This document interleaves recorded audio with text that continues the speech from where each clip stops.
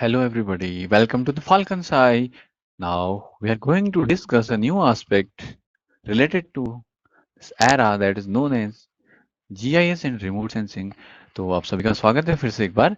तो हम एक नई लेक्चर सीरीज के साथ आपके सामने हाजिर हैं, जिसमें हम इस एक बहुत अच्छे टॉपिक जिसको आप रिमोट सेंसिंग एंड जीआईएस कहते हैं, उसका एक बहुत शानदार सा फीचर हम डिस्कस करने जा रहे हैं, जिसमें हम बात करेंगे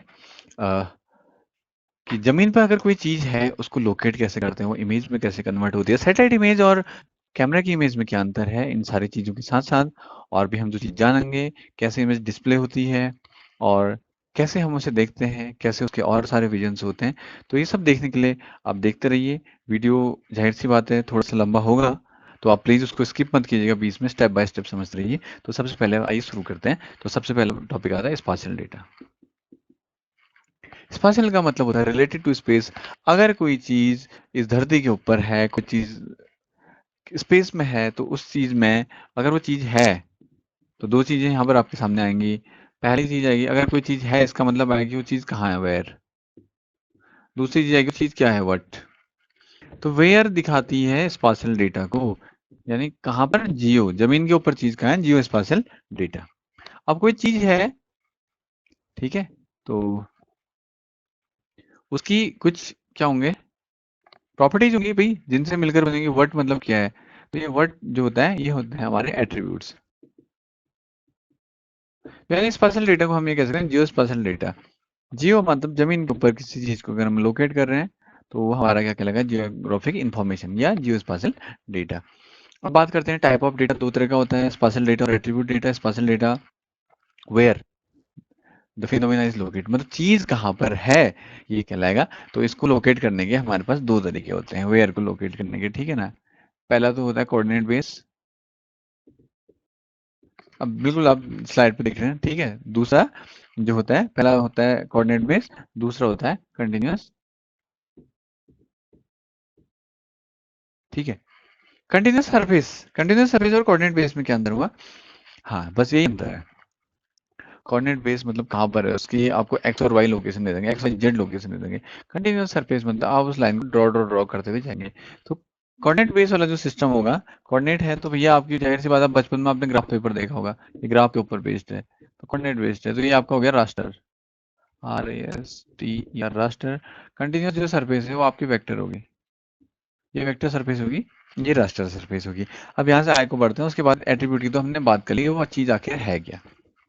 तो ये, हाँ, अब रास्टर और वेक्टर की हमने बात की, हमने पढ़ भी लिया। उसके बाद हमने देखा कि रास्टर और वेक्टर के दो मॉडल होते हैं। कैसे हो रहे हैं देखो, अब कोई ग्राउंड है मतलब भाई जमीन है, जमीन पे कोई चीज बनी हुई है, सपोज करो यहाँ पर किसी आदमी का मकान भी है, जमीन है, ठीक है, मकान है, एक कोई नदी बह रही है, ये हो गया। ये तो ग्राउंड लोकेशन होगी, जमीन पे जो चीजें थी। अब मैंने क्या किया, मैंने इसके ऊपर एक ग्रिड लाइन ड्रॉ कर दी ऐसे करके, ठीक है, बहुत सिंपली मैंने इस पे ग्रिड लाइन ड्रॉ कर दी।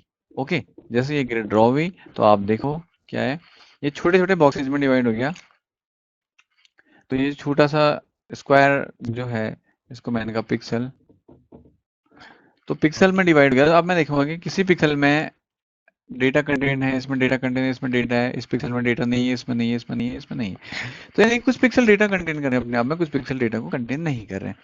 तो ये तो मेरा रास्टर रिप्रेजेंटेशन हो गया। ये रास्टर के डॉट डॉट डॉट को हटा के मैं स्मूथली जब ड्रॉ करूंगा तो ये वेक्टर में कन्वर्ट हो जाएगा, ठीक है। तो दो मॉडल हमारे हो गए। अब दोनों अपने अपने लिए इंपॉर्टेंट है। रास्टर डेटा मॉडल सबसे ज्यादा, रास्टर डेटा मॉडल क्या है, जैसा देखो क्या लिखा है, जैसी जमीन वैसा मॉडल, एज इट इज किसी चीज को रिप्रेजेंट कर रहे हैं तो राष्ट्र कहलाएगी, ठीक है। क्योंकि हमने क्या किया, हमने उस चीज के ऊपर उसको छोटे छोटे यूनिफॉर्म सेल में डिवाइड किया। हर सेल जो जमीन पर चीज थी उसका डेटा ले आई, actual life real time data लेके आई, उसको डिपिक्ट कर दिया, तो ये राष्ट्र मॉडल हो गया, ठीक है। तो हर सेल अपने लिए यूनिक कैरेक्टरिस्टिक, यूनिक प्रॉपर्टी लेकर आएगा। आगे बढ़ते हैं, कैसे राष्ट्र को वेक्टर में कन्वर्ट करते हैं। तो सबसे पहले जैसे आप यहाँ बगल में स्लाइड में देख रहे हैं क्या बना हुआ है, स्लाइड में एक आपका बना हुआ है, देखिए एक पॉइंट बना है ना, एक रिवर ड्रॉ रखी है, और बगल में एक आपका और क्या बना है, एक लेक बनी हुई है। तो एक तो इसमें, अब ये हाइड्रोग्राफी है, पानी का जिसमें काम करें हाइड्रोग्राफी है। तो यहाँ पर क्या है, वाटर फीचर है, ठीक है, वाटर फीचर दिख रहे हैं। यानी कि वाटर फीचर में एक तो वाटर फीचर आपका है क्या, वाटर बॉडी। दूसरा वाटर फीचर है फ्लोइंग वाटर, रिवर का, ठीक है ना। तो हमने कहा कि जो वाटर है जो फ्लो में नहीं हो रहा है, जैसे पॉन्ड और लेक होगी, इसको हमने दे दिया एक आइडेंटिफिकेशन, और जो फ्लो हो रही है रिवर है इसको एक आइडेंटिफिकेशन दे दिया। और बाकी जब हमने इसके ऊपर ग्रिड लाइन ड्रॉ की तो कुछ ऐसे फीचर हैं जिसमें पानी वानी कुछ नहीं दिख रहा है।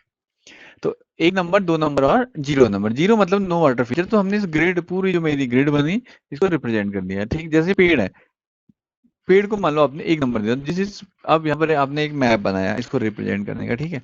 तो क्या किया, सिंपली रिप्रेजेंट करने के लिए ऐसी ग्रिड लाइन बनाई बहुत इजीली। इसमें कुछ नहीं है, इसमें कुछ नहीं है, इसमें पेड़ है, इसको 1 नंबर दिया, पेड़ है 1 नंबर है, ठीक है। ऐसे मकान, मकान वाले पिक्चर में 2-2 नंबर दिए। नदी है, नदी वाले को आपने 3-3 नंबर दिए। ये काम करना है तो सिंपल सी बात है, आपका रास्टर क्रिएट हो गया। कोई रॉकेट साइंस तो है नहीं। अब क्या करते हैं, वो जो पिक्सल्स हैं इनको स्मूथली ड्रॉ कर देंगे तो ये कन्वर्ट हो जाएगा वेक्टर में। तो वेक्टर मेरे पास 3 तरह का होता है।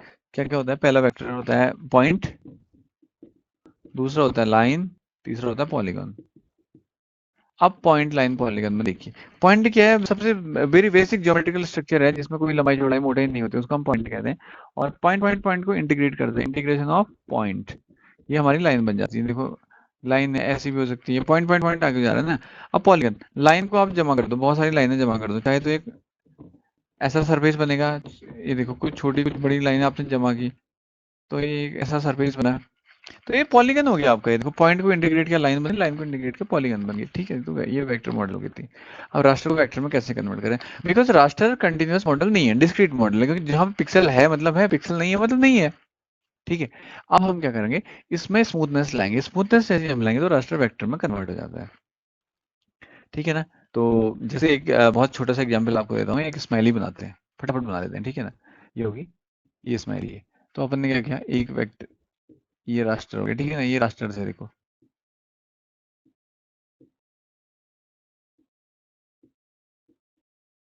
ठीक है। ऐसे करके बहुत छोटे छोटे ग्रिड से ऐसे करके हम इसको बना लेंगे तो ये बन जाएगा फेस, ये बन जाएगा। अब इसमें स्मूथनेस ला गया हम, ये रास्टर था, स्मूथनेस लाए तो वेक्टर हो गया। ऐसे ही सरफेस में स्मूथनेस लाए तो वेक्टर हो गया। तो रास्टर से वेक्टर में कन्वर्ट करेंगे, यही तरीका होता है सिंपली, हाँ। अब आते हैं कि दोनों मॉडल हैं तो दोनों मॉडल के अपने अपने ड्रॉबैक्स भी होंगे, प्रोज भी होंगे, कॉन्स भी होंगे, लेकिन दोनों ही इंपोर्टेंट होते हैं। भाई जहाँ पर जो चीज़ काम आएगी वहां पर वही चीज़ काम आएगी। राष्ट्र मॉडल की आपको पता है कि ये बहुत मोर अफोर्डेबल है। आपने क्या करना है, सिंपल सी बात है, फोटो खींच के अपने पास स्टोर करके रख ली, ठीक है, अफोर्डेबल हो गया। इसका डेटा स्ट्रक्चर सिंपल है, सिंपल है भाई, क्यों है भाई सिंपल। राष्ट्र के अपने ग्रिड बनाई, बस ग्रिड है ना, ग्रिड के छोटे छोटे क्या है, स्क्वायर है। तो स्क्वायर को हमने बोला पिक्सल, जिस पिक्सल के पास वैल्यू है उसमें पिक्सल वैल्यू का नंबर डाला, जिसमें उसमें 0 लिखा, फटाफट एक सारा सा डेटा स्ट्रक्चर बन के रेडी हो गया। अच्छा, overlay operation, pixel by pixel operation होता है ओवरले ऑपरेशन, तो ओवरले ऑपरेशन इसके ऊपर हो जाएगा। टोपोलॉजी में जरा टफ पड़ेगा। और ये भी कहते हैं कि दुनिया में जो भी फिनोमिनन हो रही है, जो भी घटनाएं घट रही है, हर किसी को रास्टर में रिप्रेजेंट नहीं कर सकते, वगैरह वगैरह। तो बात करते हैं वेक्टर मॉडल। वेक्टर मॉडल का जो है, इसका डेटा स्टोरेज एफिशिएंट होता है, टोपोलॉजिकल कोडिंग इसमें अप्लीकेबल हो सकती है।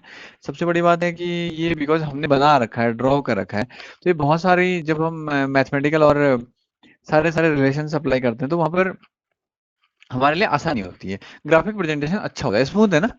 बस कौन से क्या होगा, ओवरले नहीं होगा इसमें, इसका डेटा स्ट्रक्चर कॉम्प्लेक्स होता है। अब बात करते हैं स्पेशल डेटा की जरूरत क्या है, जरूरत क्या है। अपने फादर ऑफ द नेशन, राष्ट्रपिता महात्मा गांधी ने कहा था कि nature provided for everyone's need, not for greed. जरूरतें पूरी होंगी, लालच पूरा नहीं होगा, ये कहा था उन्होंने। तो हमने क्या करना है, जो नेचुरल रिसोर्सेज है, नेचुरल रिसोर्सेज, इनका ऑप्टिमम यूज करना है। तो ऑप्टिमम यूज है, कैसे ऑप्टिमम यूज करोगे भैया, मॉनिटर करोगे रिसोर्स कहाँ पर है, किस रेट से खत्म हो रहा है, किसको हमने प्रिजर्व करना है, कहाँ क्या करना है। तो ये इसका ऑप्टिमम यूज करने के लिए जो भी आप इसके लिए रोड मैप बनाओगे, उसके लिए हमको स्पेशल डेटा की जरूरत पड़ेगी। सस्टेनेबल डेवलपमेंट, भैया मैं भी खाऊंगा, मेरी आने वाली पीढ़ी भी खाएगी। सस्टेनेबल डेवलपमेंट, यहाँ पर हम लोग देखेंगे चेंज डिटेक्शन देखते हैं हम। पुरानी इमेज से क्लासीफाई की, नई इमेज से क्लासीफाई की, उन दोनों के बीच में हमने चेंज निकाला, चेंज डिटेक्शन, ठीक है ना। तो सस्टेनेबल डेवलपमेंट देखते हैं। अगला, डिलिनिएशन ऑफ नेचुरल रिसोर्सेज, यानी कि कोई नेचुरल रिसोर्स, यहाँ पर मेरा जंगल है, नदी, पहाड़, पौधे, इनकी बाउंड्री कहाँ से कहाँ तक, तो आप डिफरेंट टाइप के पिक्सल्स फीचर हैं तो उसको कन्वर्ट करते हैं, ठीक है, डिलिनिएशन में। अब क्या होगा, जो दुनिया है, दुनिया में जो भी आपका डेटा सब फैला हुआ है वो कैसा है, आपका स्पेशल डेटा है, उसी को हमने करना है, हमने उसको मैनिपुलेशन करना है, ऐसा होगा तो ऐसा हुआ वाले कंक्लूजन निकालने हैं, ऐसा था तो ऐसा हुआ के कंक्लूजन निकालने हैं, ठीक है ना। तो अब हमको ये भी पता है कि अर्थ की जो सरफेस है, सरफेस तो भैया वही रहेगी, तो सर्विस वही रहेगी, तो रिसोर्सेज क्या होंगे, लिमिटेड होंगे, उन्हीं चीजों में सस्टेनेबिलिटी चलानी है, तो ये स्पेशल इन्फॉर्मेशन डेटा आपके काम आती है। अब इसके सोर्सेज कहाँ से हम लोगों को ये इन्फॉर्मेशन मिल सकती है, हम लोगों ने भी ये भी देखना है और इस पर भी गौर करना है कि इन्फॉर्मेशन मिल कहाँ कहाँ से रही है। मैप सबसे बड़े सोर्सेज मैप है, बने हुए मैप है भैया, डिजिटाइज कर लो उनको, वेक्टर में कन्वर्ट होगा, मैप में कोऑर्डिनेट दिए हुए होते हैं, कहाँ से कहाँ रास्ते दिए होते हैं, शहर वहर लोकेट होते हैं, मैप डिपेंड होता है कि कैसा मैप है, ठीक है। कडस्ट्रल मैप है, स्मॉल स्केल है, लार्ज स्केल है, मीडियम स्केल है, जैसे जैसे आपको मैप होगा वैसे वैसे इन्फॉर्मेशन उसके हिसाब से बनती रहेगी। यानी कि 1 किलोमीटर को मैप में कितने सेंटीमीटर या कितने इंचेस से दिखा रहे हैं, उन दोनों का रेशियो स्केल कहलाता है। स्केल इसलिए ऐसी क्वांटिटी होती है जिसका यूनिट नहीं होता है, ठीक है, स्केल, क्योंकि ठीक हो गया ना। ओके, स्केल रेशियो होता है। अगला ड्राइंग, ठीक है, कोई बिल्डिंग है उसका ड्राइंग बना हुआ है, उसमें आपने कोऑर्डिनेट सिस्टम लगा दिया, स्पेशल डेटा में कन्वर्ट हो गया। एरियल फोटोग्राफी, आपने किसी एरिया की ऊपर से जाके सैटेलाइट से फोटो ले रखी, एरियल फोटोग्राफी आपका स्पेशल डेटा है। सैटेलाइट इमेजरी, देखो एरियल उसके ऊपर की सैटेलाइट, बस। कैड डेटाबेसेस, कैड मतलब कंप्यूटर एडेड डिजाइन, तो कंप्यूटर है उसके उसकी मदद से आपने डिजाइन बना रखे हैं, ठीक है। जो हम वेक्टर और रास्टर की बात कर रहे हैं, वेक्टर वाले डेटा मतलब आपके हो गए। अच्छा, गवर्नमेंट ने कॉमर्शियल स्पेशल डेटाबेसेस है, ठीक है, गवर्नमेंट ने डिफरेंट टाइप का डेटाबेस किया, अपनी पब्लिक रिपोर्ट वगैरह पब्लिश की तो स्पेशल डेटा वगैरह हो जाएगा, पेपर रिकॉर्ड है, डॉक्यूमेंटेशन वगैरह वगैरह। अब ये सारे सारे सब ये जो तामझाम है, इसको हम प्राइमरी और सेकेंडरी, ये दो तरह के डेटा सोर्स में डिवाइड करते हैं, किस किस में, प्राइमरी एंड सेकेंडरी टाइप के डेटा सोर्स में डिवाइड करते हैं। तो यहाँ पर क्या होगा, प्राइमरी डेटा सोर्स में जिसको आप इनिशियली आप ऑप्टेन कर रहे हो, सबसे पहले प्राइमरी डेटा सोर्स हो गया, ठीक है ना। कैसे आपने ऑप्टेन किया, चाहे आपने स्कैन की इमेज, जीपीएस में जाके आपने उसके कोऑर्डिनेट लिए, आपकी मर्जी, एरियल फोटोग्राफ लो, रिमोट सेंसिंग से डेटा लेके आओ, ठीक है, सर्वे करो, प्राइमरी सोर्स से भैया कोई छेड़खानी और रॉ फॉर्म में डेटा आया, एग्जैक्ट रॉ फॉर्म में डेटा है, ठीक है। उसके बाद सेकेंडरी डेटा आएगा, सेकेंडरी डेटा में क्या हुआ, कि किसी का पब्लिश किया हुआ डेटा, गवर्नमेंट की रिपोर्ट है, आंकड़े हैं, किसी का बना हुआ मैप है, तो ये सारे सारे सेकेंडरी आपके डेटा सोर्सेज हो गए, ठीक है ना। आगे आते हैं एरियल फोटोग्राफी। एरियल फोटोग्राफी का मतलब होता है किसी एलिवेटेड ऊपर से लटकी हुई सरफेस से कोई फोटो ले रहे हो जमीन की सरफेस की, एरियल फोटोग्राफी होगी। ये देखो, दिख रही है ना, एरियल फोटोग्राफ दिख रही है। तो एक कमेंट कीजिए और ये बताइए कि इस एरियल फोटोग्राफ में आपको क्या क्या दिख रहा है, ठीक है। ओके, देखते हैं। अब आगे बढ़ते हैं। तो रिमोटली सेंसिंग, रिमोटली सेंसिंग मतलब अर्थ के ऊपर कोई फीचर है, आपने उसकी इंफॉर्मेशन गैदर कर रखी है, लेकिन उसके कांटेक्ट में नहीं आए, तो that is known as remotely sensing data. समझ गए ना। पपाया की चोरी करने जाओगे तो कौन से पपीते चोर हो गए, जो पीले रंग का हो रहा होगा, मीठा होगा। ओके। अब जीपीएस कलेक्शन क्या होता है, जीपीएस कलेक्शन, तो ग्लोबल पोजीशनिंग सिस्टम को जीपीएस कहते हैं। क्या होता है, ग्लोबल पोजीशनिंग सिस्टम। ग्लोबल कहा, ग्लोबल, ग्लोबल मतलब इस पूरे ग्लोब पर जहां से भी देखोगे, यहाँ पर उसकी वैल्यू है, मतलब यूनिक वैल्यू होगी, ठीक है ना। अगर मैं खड़ा हूँ कुछ डिग्री, कुछ मिनट, कुछ सेकंड पर, तो मैं ही खड़ा हूँ यहाँ पर, ये यहाँ मेरे यहाँ अलग और दूसरे के यहाँ अलग नहीं होगी, फिर ग्लोबल नहीं हो जाएगी ना। तो ग्लोबल को मेजर करने के लिए जो मेरा पूरा सेट है, वो सेट हमने कैसे बनाया, हमारी अर्थ है, इसके चारों ओर हमने डिफरेंट नंबर ऑफ ऑर्बिट पकड़े। कितने ऑर्बिट पकड़े, 6 ऑर्बिट पकड़े। एक ऑर्बिट में कितने सैटेलाइट छोड़े, 4। तो कुल मिला के 6 × 4 बराबर 24 सैटेलाइट हमने छोड़ दिया अर्थ के चारों ओर, की मॉनिटर करते रहो भैया। अब ये सैटेलाइट का जो सिस्टम है वो दो तरह का सिस्टम बना, ठीक है ना। पहला बना जियो स्टेशनरी, ARY, दूसरा बना जियो सिंक्रोनस। अब भैया ऐसा हुआ कि देखो क्या है कि जियो सिंक्रोनस ने तो कहा कि यहाँ पर इसकी लोकेशन है, 24 आवर्स के बाद फिर मैं सैटेलाइट घूम फिर के उसी जगह के ऊपर आएगा, सिंक्रोनस है, ठीक है। स्टेशनरी ने कहा जैसे आपका कम्युनिकेशन सैटेलाइट, आप अपने घर की छत में या आपने एंटीना खड़ा किया घर की छत में, ठीक है ना। तो ये एंटीना जहाँ को फिक्स है, मतलब डिश टीवी वहीं पर रहता है ना, ये हिलता नहीं है बार बार। इसका मतलब क्या है कि कोई सैटेलाइट से डायरेक्टली लिंक कर रहा है, मतलब अर्थ जैसे जैसे जैसे घूम रही है ना, तो ये सैटेलाइट भी उसको इतनी स्पीड से घूमता है कि अर्थ की सरफेस से कांस्टेंट ऐसे करके चल सके। तो स्टेशनरी हो गया, सिंक्रोनस मतलब 24 आवर में रिपीट होके वहां पर आएगा, ठीक। उसके बाद जीपीएस की डिवाइसेज होंगी, ठीक है, उनसे जो डेटा कलेक्ट करेंगे। अब क्या होता है, डिजिटाइजेशन क्या होता है कि आपको कोई इमेज है, आपने डिजिटाइजर पे लगाई, डिजिटाइजर पे लगाने के बाद आपने उसको ड्रॉ कर लिया वेक्टर फॉर्म में, तो वो हो गई आपकी डिजिटाइज इमेज, डिजिटाइजेशन हो गया उसका। वो चाहे ओवरहेड डिजिटाइजर से करो, चाहे ऑटोमेटिक डिजिटाइजर से करो, चाहे आपके बहुत तरह के डिजिटाइजेशन के होते हैं, ठीक है। ओके। अब इसमें 3 तरह का ऑब्जेक्ट होगा, जिस ऑब्जेक्ट की डायमेंशन नहीं होगी उसको पॉइंट से दिखाओगे, और जिस ऑब्जेक्ट में केवल एक ही डायमेंशन होगी उसको लाइन से दिखाओगे, जिसमें 2 डायमेंशन होगी उसको दिखाओगे पॉलीगन से। बिजली का तार है, लाइन 1 डायमेंशन ऑब्जेक्ट, लेंथ ही लेंथ है, ठीक है। बिजली का खंभा है, 2D में दिखाना भैया, खंभे की जगह खाली डॉट दिखाओगे तो पॉइंट हो गया। इमेज बन तो गई, इमेज को डिस्प्ले कैसे करोगे, मुद्दे वाली बात पे अब आते हैं, ठीक है। Types of image display, image display कैसे की, दो तरह से इमेज डिस्प्ले होती है, hard copy display and soft copy display. समझ गए ना, बस नाम से क्लियर हो गया। हार्ड कॉपी डिस्प्ले, प्लॉटर से प्रिंटर से प्रिंट आउट निकाल दिया आपने, हार्ड कॉपी डिस्प्ले कहते हैं। प्रोजेक्टर पे दिखा रहे हो, स्क्रीन पे दिखा रहा हूँ, मोबाइल फोन की स्क्रीन पे दिखा रहा हूँ, सॉफ्ट कॉपी डिस्प्ले।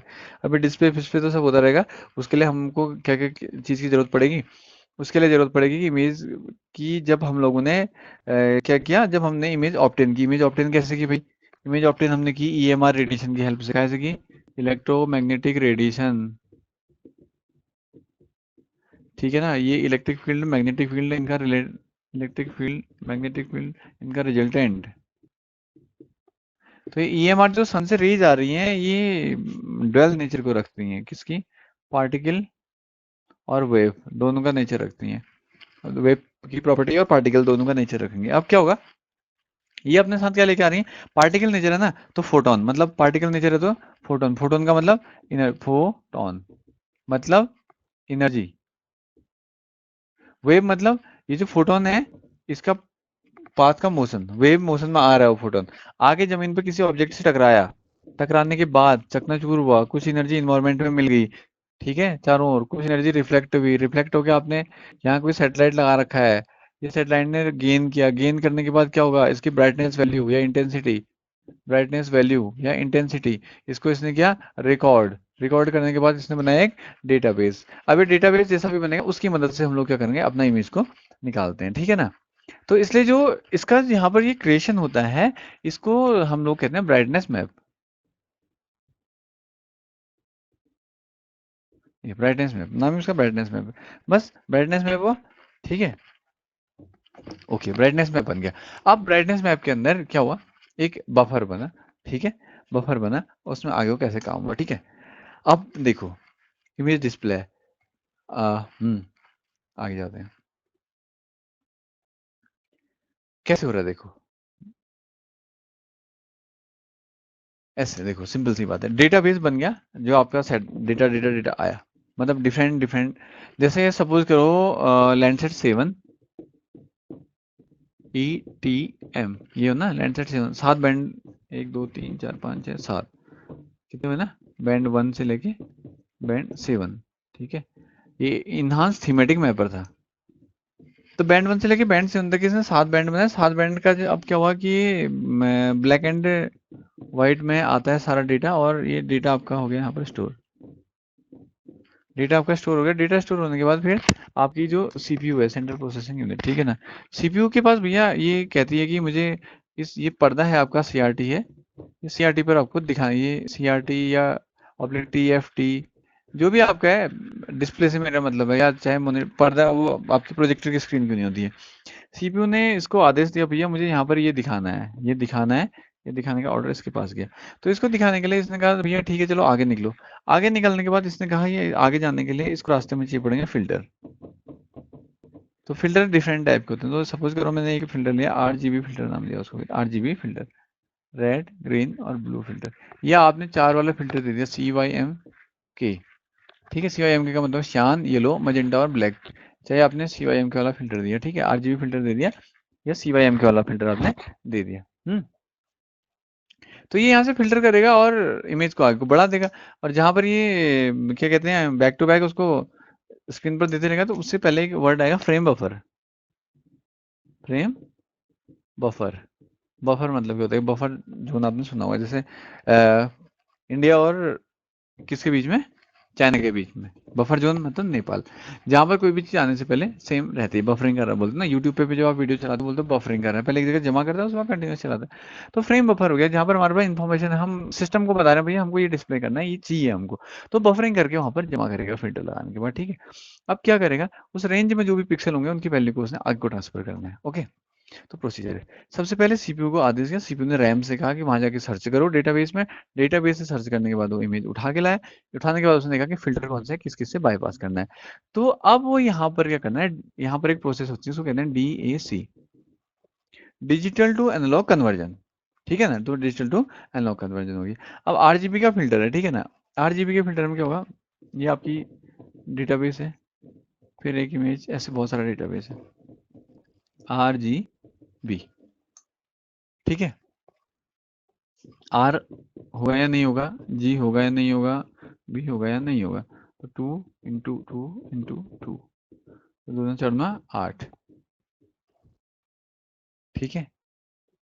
ये बन गया कलर साइज। अगर सपोज करो ये जो पूरा पूरा काम हो रहा है, ये मान लीजिए पूरा एनालिसिस आपका 8 बिट डेटा के साथ हो रहा है, किसके साथ, 8 बिट डेटा के साथ हो रहा है, तो ये तो आपके मान लीजिए आर के 8 बिट हो गए, 0 से लेके 7 तक, जी के भी हो गए फिर 0 से लेके 7 तक, और उसके बाद बी के हो गए 0 से लेके 7 तक, 88 बिट हो गए, ठीक है ना, 88 बिट हो गए, तो 2 की पावर 8, 2 की पावर 8, 2 की पावर 8, ऐसे इंटू गया, 2 की पावर 8 हुआ, तो इसको अगर मल्टीप्लाई करोगे तो 2 9 4 9 9 16 32 64 256, तो ये 256 इंटू 256 इंटू 256, तो इसका जो फ्रेम बफर बनेगा 0 से 255 का बना, ठीक है, फिर 0 से 255, फिर ये 256 से लेके आगे 255 ऐड कर दो यहाँ तक गया, ठीक है, तो जब पुनः 512 या आपका है 511 5, ठीक है ना, और 512 512 1024, तो 512 से ये है 1023 यहाँ तक पे, तो इतना हो गया। अब कुल मिला के अगर मैं कहूँगा कि ये कितने कलर जनरेट कर सकता हूँ, तो 256 इंटू 256 इंटू 256, ये बहुत ज्यादा हो जाएंगे, तो 2 4 8 ही हो जाएंगे आपके, मिलियंस में आ जाएंगे, बहुत ज्यादा कलर्स, ठीक है। देखते हैं कितने, ये देखो, ये सब दिख रहा है ना आपको, ये लिखा है ना, कितना लिखा है, 16.7 मिलियन तक के कलर जनरेट हो सकते हैं, अगर 8 बिट का प्रोसेसर मेमोरी है, और उस हर किसी के लिए सेपरेट DAC लगा हुआ है, गेटिंग। अब इमेज डेटा की बात करते हैं, इमेज डेटा रास्टर का एक तरह का डेटा होगा, वेक्टर का एक तरह का डेटा होगा, तो रास्टर वाला जो डेटा आता है उसको बिटमैप वगैरह बोलते हैं हम, ठीक है, रास्टर इमेज बोलते हैं, और ऑब्जेक्ट वाला जो डेटा आता है उसको हम वेक्टर टाइप का डेटा बोलते हैं। अब इमेज डिस्प्ले, ये तो बिट और कलर के कॉम्बिनेशन है, ठीक है, पिक्सल में डिवाइड होते हैं, कितने सीरीज ऑफ डॉट होते हैं। अब सैटेलाइट इमेज और जो क्या है आपकी फोटोग्राफ है, इनमें डिफरेंस क्या है, ये देखते हैं सैटेलाइट इमेज फोटोग्राफ से किस तरह से अलग है, ठीक है। तो सैटेलाइट इमेज जो होती है वो रियल अर्थ का रिप्रेजेंटेशन है, ये आप दो देख रहे हैं ना, सैटेलाइट इमेज भी देख रहे हैं और फोटोग्राफ भी देख रहे हैं, मतलब फोटोग्राफ पहले है, उधर रेड जो जिसमें कलर दिख रहा है वो सैटेलाइट इमेज है, और जो इधर ग्रीनिश वाला दिख रहा है that is your photograph. Photograph और सैटेलाइट में क्या डिफरेंट होता है, ठीक है, डिफरेंट ही होता है भैया। देखो फोटोग्राफ जो होगा आपका हमेशा ट्रू डेटा ट्रू वैल्यू लेके आता है, तो ट्रू कलर कंपोजिट में बनता है, किसमें बनता है, TCC में बनता है, ट्रू कलर कंपोजिट,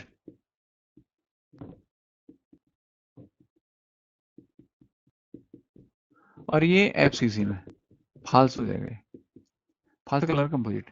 उसकी जरूरत क्यों पड़ती है, क्योंकि जब मैंने आपसे कहा था कि लैंडसेट ETM में अगर 7 बैंड हैं, तो ये 7 बैंड में 1 2 3 4 5 6 7 बैंड 1 से लेकर बैंड 7, यहाँ तक 7 different black and white image set बनाया इसने, उसमें से आपको जो इमेज देखनी है, अब हर बैंड की अपनी अपनी एक खासियत होती है कि कौन सा बैंड क्या डिस्प्ले करता है और कौन सा बैंड किस बारे में बताएगा, ठीक है ना।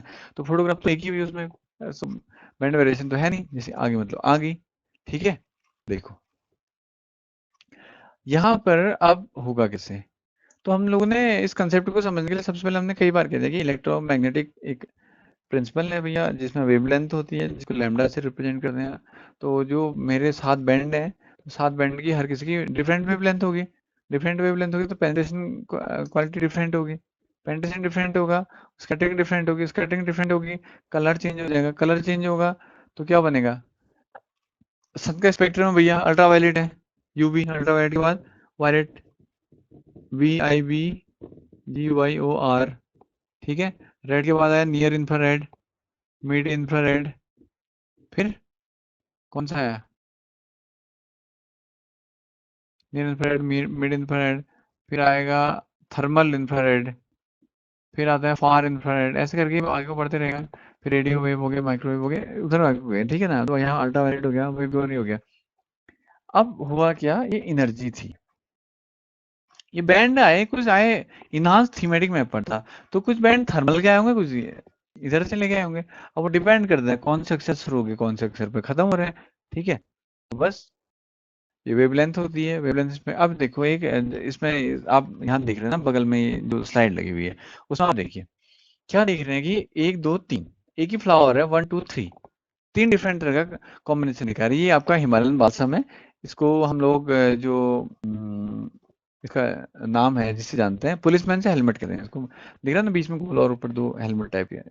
अब पहला वाला जो उसमें आप देख रहे हो ये दिख रहा है कि ह्यूमन विजन आप कैसा देखते हैं। दूसरा दिखता है उसमें बी विजन मधुमक्खियों कैसा दिखता है, और तीसरा दिखता है उसमें बटरफ्लाई विजन। तीन विजन हमने बना रखे हैं। तो ह्यूमन विजन तो रियल दिखा रहा है, आरजीबी के मोड में दिखा रहा है, रेड ग्रीन और ब्लू के मोड में। उसके बगल में बी का विजन है मधुमक्खी, वो अल्ट्रावायलेट से स्टार्ट करती है।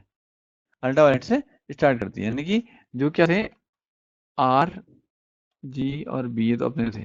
तो वो अल्ट्रावायलेट से स्टार्ट करती है। तो अल्ट्रावायलेट अल्ट्रावायलेट से जस्ट हटा हुआ बगल में कौन सा है वायलेट। तो उसके लिए विजन हो जाएगा यूवी बी। और फिर दो छोड़ के आर हुआ तो ठीक है आगे गया तो कौन सा हो गया वाई येलो वाला, ठीक है ना। और वैसे ही बटरफ्लाई का विजन है वो अल्ट्रावायलेट देखती है इन्फ्रारेड में देखती है, तो उसको डिफरेंट टाइप का शेड दिखाया जाता है। अब हम लोग क्या कहते हैं कि जो 7 बैंड है उसकी स्पेक्ट्रल सेंसिटिविटी की बात करते हैं तो उनकी वेवलेंथ देख लेते हैं। 0.45 से 0.52 पहले बैंड की है, 0.52 से 0.60 दूसरे बैंड की है। अब 0.63 से लेके 0.69 तक ये हमारे थर्ड बैंड की है। 0.76 से 0.90 फोर्थ बैंड की है। 1.55 से 1.75 अगले बैंड की है। 10.40 से लेके 12.50 अगले बैंड की है। 2.08 से लेके 2.35 अलग बैंड की है। पहला बैंड आपका ब्लू ग्रीन बैंड कहला रहा है। ब्लू ग्रीन के बाद आपका ग्रीन, ग्रीन के बाद रेड, रेड के बाद नियर इंफ्रारेड, नियर इंफ्रारेड के बाद मिड इंफ्रारेड, थर्मल इंफ्रारेड, ऐसे करके आपको बढ़ते गए। अब देखिए टोक्यो की इमेज है ये, सॉरी टोक्यो बोल रहा हूँ, इंपीरियल वैली साउथ कैलिफोर्निया। वहां पर एक बहुत बड़ा डेजर्ट है, रेगिस्तान है। उस रेगिस्तान की इमेज देखिए, ट्रू कलर कंपोजिट में देखिए जैसा है वैसे। कहीं कहीं पर ग्रीन दिख रहे हैं रेगिस्तान में, जो पेड़ पौधे के नखलिस्तान जिसको कहते हैं, ठीक है ना, ओएसिस। अब रेत होगी, रेत दिख रही है, टेरेन है, टेरेन आपको दिखाई दे रहा है। तो इस तरह का जो आप ये देख रहे हैं, अब क्या करना है। अब हमने कहा कि ये जो मैंने एरिया देखा था वो 7 डिफरेंट बैंडों में 7 डिफरेंट टाइप का अपने साथ डेटा लेकर आया हुआ है। तो 1 2 3 4 5 6 7, तो हम लोगों ने इसमें क्या देखे 7 डिफरेंट सेट है। अब मैं एक्सपेरिमेंट कर रहा हूँ कि इसमें से कोई भी तीन कोई भी तीन कोई भी तीन कोई भी तीन लेके मैं काम करते रह रहा हूँ, ठीक है। तो सबसे पहले तो देखो कि जो लैंड सेट के 7 बैंड होते हैं 1 से लेकर 7 तक, वो नंबर क्या दिखा रहे हैं बगल पे देखिए, ध्यान दीजिए, बहुत इंपॉर्टेंट है। बैंड नंबर 1 की अगर हम बात करते हैं तो कोस्टल वाटर मैपिंग के काम आता है। सॉइल वेजिटेशन डिस्क्रिमिनेशन, सॉइल और वेजिटेशन इसको हम अलग अलग कर सकते हैं, ठीक है ना। फॉरेस्ट्री क्लासिफिकेशन करने के काम आ रहा है। मैन मेड फीचर आइडेंटिफाई हो रहे हैं उसे। सेकंड नंबर देखिए वेजिटेशन डिस्क्रिमिनेशन। पहले मैंने कहा कि सॉइल और वेजिटेबल को अलग अलग कर सकते हैं, ये कह रहा है कि वेजिटेशन डिस्क्रिमिनेशन कि डिफरेंट टाइप की वेजिटेशन है उसको भी अलग अलग कर रहे हैं। हेल्थ मॉनिटरिंग कि कौन सी जो पेड़ पौधे हैं वो हेल्दी हैं, कौन से में क्या कहते हैं चाहे खाद की कमी है, बीज पानी की कमी है, या ठीक है ना उसको प्रॉपरली हेल्दी इन्वायरमेंट नहीं मिल रहा है, इसको हम देख सकते हैं। ओके। फिर थर्ड नंबर का प्लांट स्पीसीज आइडेंटिफिकेशन। देखो वहां पर अभी तक हमने केवल वेजिटेशन की बात की थी। वेजिटेशन का ऐसे मिलकर बनेगा, प्लांट से मिलकर बनेगा। तो बैंड नंबर 3 के अंदर इतनी कैपेबिलिटी है कि वो डिफरेंट डिफरेंट प्लांट्स को अलग अलग आइडेंटिफाई कर ले रहा है, ठीक है। और अब नंबर 4 में जाते हैं, वो सॉइल मॉइस्चर को मॉनिटर कर रहा है। सबसे इंपॉर्टेंट है सॉइल मॉइस्चर है। तो वेजिटेशन की मॉनिटरिंग करेंगे। वाटर बॉडी डिस्क्रिमिनेशन, जो मॉइस्चर कंटेंट के साथ बात करेगा तो वाटर के साथ तो बाय डिफॉल्ट है डील कर रहा होगा ना। अब 5 नंबर का बैंड वेजिटेशन मॉइस्चर को देख रहे हैं। देखो सॉइल मॉइस्चर वो वेजिटेशन मॉइस्चर, 4 और 5 वाले बैंड में डिफरेंस देख लीजिए। छठे में आएंगे तो सरफेस टेम्परेचर, यानी कि जब आपको सी सरफेस वगैरह की बात करनी है, अर्थ सरफेस की बात करनी होगी टेम्परेचर की। स्ट्रेस मॉनिटरिंग वेजिटेशन का, ठीक है ना। Soil moisture monitoring, cloud differentiation, ठीक है। वॉल्केनिक मॉनिटरिंग, क्योंकि सरफेस टेम्परेचर की बात करें तो वॉल्केनो वगैरह तभी चपेट में आएंगे। वॉल्केनो के पास थर्मामीटर लेके तो जा नहीं सकते भैया कितना गर्म हो रहा है जानने के लिए, ठीक है। इसके बाद जो सबसे 7 नंबर का बैंड है वो रॉक एंड मिनरल के लिए सेंसिटिव होता है। तो अब हम क्या करें, satellite image black and white block में आई। ब्लैक एंड व्हाइट ब्लॉक में आने के बाद हम लोगों ने क्या किया कि डिफरेंट बैंड की हमारे डिफरेंट जितने वेवलेंथ उतने बैंड के डिफरेंट डिफरेंट डेटा सेट बने। डेटा सेट ने मैंने कहा 1 से लेकर 7 तक डेटा सेट है। अब हमने कहा भैया 3 का फिल्टर लगाना है, हमने 3 का फिल्टर लगाना है तो मेरे आउटपुट कैसे दिखा देंगे, ठीक है। तो बस ये जैसे मान लो बैंड हो गए 1 2 3 हमने लिया कि रेड वाले के अंदर अब करना क्या है? देखो फिल्टर का नाम तो आरजीबी रहेगा। फिल्टर का नाम आरजीबी रहेगा, इतने याद रखना, फिल्टर का नाम रहेगा आरजीबी। तो रेड की जगह मैं यहाँ से यहाँ तक कौन डाल रहा हूँ, ग्रीन की जगह मैं यहाँ से ज़्यादा कौन डाल रहा हूँ, ब्लू की जगह यहाँ से ज़्यादा कौन डाल रहा हूँ, मतलब किसको ब्लू में डाल रहे हैं, ठीक है। जैसे पहला वाला तो जब हमने नॉर्मल आरजीबी लिया, देखो यहाँ पर दिख रहा है ना आपको, दिख रहा है, तो इसमें क्या है कि रिवर काला काला सा दिख रहा है, दिख रहा है रिवर काला काला सा दिख रहा है, ग्रीन येलो टाइप का वेजिटेशन भी दिख रहा है, ठीक है। अब बात करते हैं false colour image. False colour image क्या हो रही है, अब थोड़ा आगे को जाते हैं, ठीक है ना। अगर मैं इनमें से आर, जी और बी को एक एक को आगे को रिप्लेस कर दूं, आर को नियर इंफ्रारेड में कन्वर्ट कर दूं, ठीक हो गया। तो ग्रीन किस में कन्वर्ट हो जाएगा, रेड में कन्वर्ट हो जाएगा, और ब्लू किस में कन्वर्ट हो जाएगा, ग्रीन में कन्वर्ट हो जाएगा।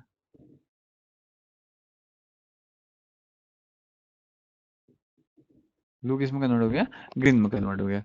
तो ये आर जी बी अब नाउ एनआरजी में कन्वर्ट हो गया, ये नियर इंफ्रारेड में, ये रेड में और एक ग्रीन में।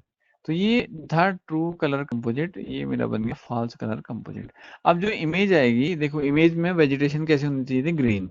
अब एफसीसी में वेजिटेशन कैसे दिखाई देगी, रेड। ये समझे ना, बस हो गया, इतना ही है।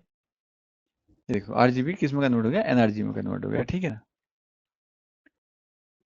देखो टोक्यो जापान की एक इमेज आपको दिखा रहा हूँ। तो इस इमेज का जितना भी वेजिटेशन वाला सेक्शन है वो आपको कैसा दिख रहा है, यहाँ पर देख लीजिए, ठीक है। कैसा दिख रहा है, वेजिटेशन वाला सेक्शन रेड दिखाई दे रहा है। Is it clear. हाँ, मैं आपसे वही कह रहा था कि वीडियो थोड़ा लेंदी होगी करके, तो प्लीज़ ऐसा कीजिए कि इसको स्किप मत करना, और एक एक स्टेप का देख लीजिए। अगर आपको लगता है कि वीडियो आपके लिए बेनिफिशियल हो रही है तो please subscribe my channel, like कर सकते हैं वीडियो। अगर आपको लगता है कि फ्रूटफुल है, किसी और को भी जाननी चाहिए, तो you can share the link of this video, ठीक है, फॉर फर्दर। ओके, तो आगे बढ़ते हैं। अब क्या हुआ, एफसीसी जब मैंने बनाई तो मैंने कहा कि 7 बैंड है, एक बार में 3 लेने हैं। कुल कितनी एफसीसी बनेंगी, परमुटेशन कॉम्बिनेशन में आई है, ठीक है। परमुटेशन कॉम्बिनेशन में तो कितना, क्या परमुटेशन बनेंगे, कॉम्बिनेशन बनेंगे, स्लाइड देखी रहेगा होगे तुम। तो बनेंगे परमुटेशन, 7 में से 3 लेने। परमुटेशन क्यों बनेंगे, ऑर्डर यहाँ पर है ना, आर जी बी, आर में किसको लेना है, जी में किसको लेना है, बी में किसको लेना है, ऑर्डर ऑर्डर ऑर्डर मायने रख रहा है, ठीक है। ऑर्डर मायने रखना तो परमुटेशन हो गया। तो 7p3, 7p3 का आप निकाल दो, 190 डिफरेंट टाइप के एफसीसी बन सकते हैं।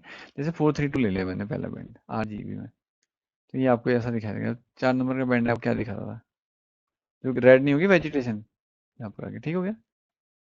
541 ग्रीनिश दिखाई दे रही, देखो वेजिटेशन। 321 देखो ब्लैकिश हो गई है वेजिटेशन। 542 फिर से ग्रीनिश दिखाई दे रही है। 543 फिर से ग्रीनिश रेडिश दिखाई दे रही है। 645 में से देखो ब्लू होगी वो। 742 में इतनी टाइप की आपको इमेज दिखाई दे रही है, ठीक है। तो I think lecture is going lengthy, तो ऐसा करते हैं कि आज का लेक्चर यहीं पर ड्रॉप आउट करते हैं, और नेक्स्ट लेक्चर में जो ये आपकी अब इमेज बन गई है, अब हम इमेज को एनालिसिस करना सीखेंगे कि अब इमेज तो बन गई ना, एनालिसिस करके कंक्लूजन कैसे निकालते हैं। So thank you for watching, और बने रहिए अगले लेक्चर के लिए।